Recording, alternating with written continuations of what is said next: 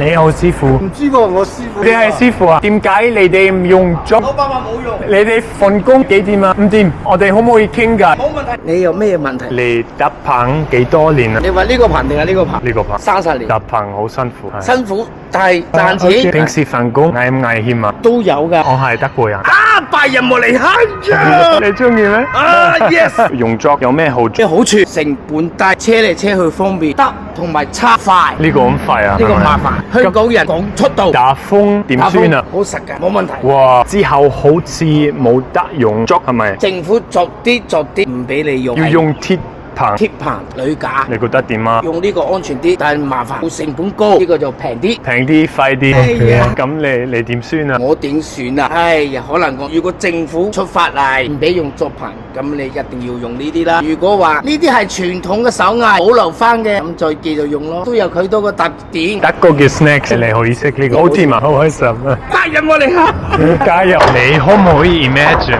香港冇竹棚啊？comment 俾我。